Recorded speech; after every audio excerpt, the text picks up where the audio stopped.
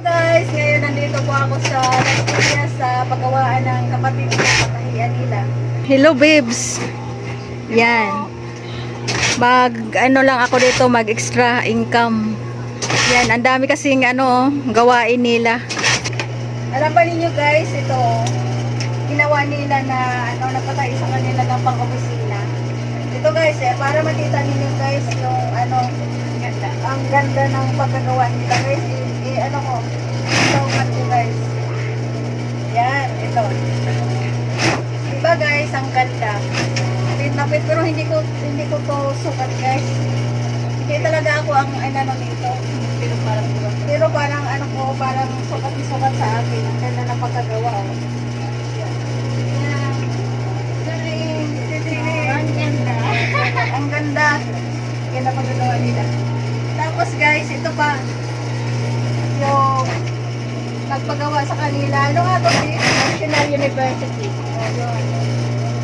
Tapos, ito naman yung nila, yung ginawa. Unang operasyon nila, ito, kay Mr. Pugi. Ano nga yung yan? Operasyon dyan? Preparatory lang. Ayun. Tapos, ito muna sa kanya dadaan. Tapos, ito din. Siya pa din na dito bago niya enroll sa isa pang software. Tapos, ito guys. Ito, siya rin dadaan pa rin yan sa kanya. Ito, wala pa yung isang slip. Yan. Wala pa yung slip yan. Tapos, ang magawa naman ito guys, pasta na naman dito. O, ikaw naman sis, dyan, gawa. Tapos ano nga yung sis, yung adugtong mo dyan?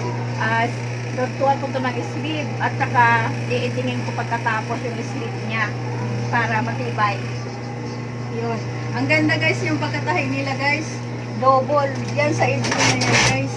Kaya kung gusto nyo guys magpatahi dito, hindi kayo magsisi guys kasi ang ganda na yung pagkagawa nila. Ito yung napili ko guys dahil medyo mahal-mahal to guys kasi malaking ang nagpatahi nito sa kanila guys, 14 na ng Ayala. Yan. Mga mayaman yung dito yan, Ayala, alam mo po. Yan. Ito. Iba-ibang company kasi. Ay, nakakapagod naman. Diyos ko. Nakakapagod talaga maghanap ng pera. Grabe. Ayun. Sobra naman nakakapagod nito. Ang dami ko pang gagawin guys. Diyos ko, dami. Ito pa. Ako pa ang magawa nito. Ang dami pa, may kortina pa doon. Ayan pa, may mga kurtina pa guys.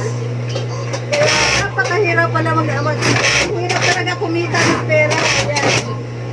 Pero kumita na talaga ang buhay habang nabubuhay tayo. Miss ko lang Lord, sana ngayong 2025 na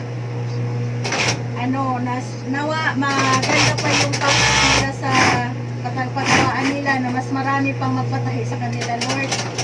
Yan. Pati na rin kami Lord. Lahat ng mga kapatid ko. Yun.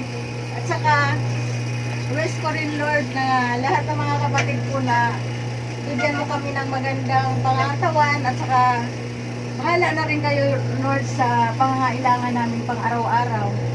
Yun. Salamat guys.